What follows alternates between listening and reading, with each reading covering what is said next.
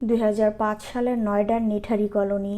দেখতে শান্ত একটা এলাকা, কিন্তু তার এক কোণে দাঁড়িয়ে ছিল এক বাড়ি, যার ভিতরে লুকিয়ে ছিল এমন ভয়ঙ্কর রহস্য যা পুরো ভারতকে কাঁপিয়ে দিয়েছিল। একটার পর একটা শিশু নিখোঁজ হতে লাগলো। বিকেলে দোকানে যাওয়া বাচ্চা আর বাড়ি ফিরত না। বাবা মায়েরা থানায় ছুটে যেত, কান্নাকাটি করে বলতো, স্যার, আমার মেয়েটা হারিয়ে গেছে।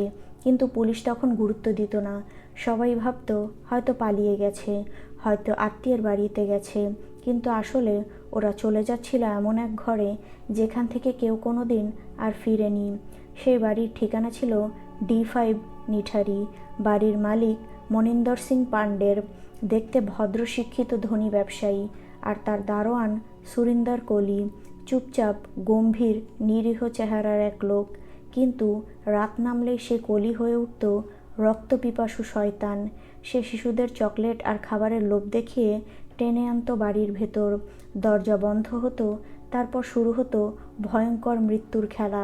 কলি বাচ্চাদের শ্বাসরোধ করে মেরে ফেলতো আর মৃতদেহ টুকরো করত।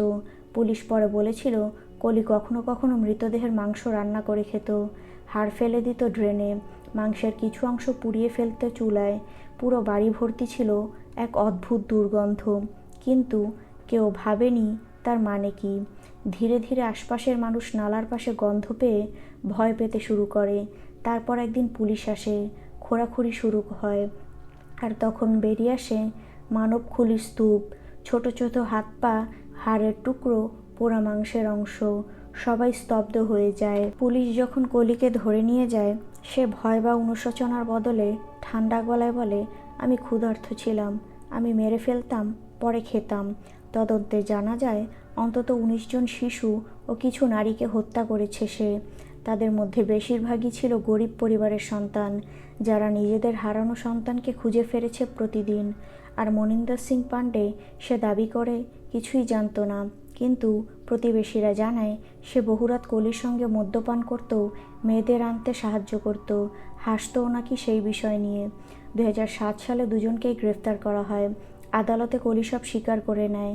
তার মুখে অনুতাপের ছায়া ছিল না, ছিল এক ধরনের ভয়ঙ্কর শান্তি।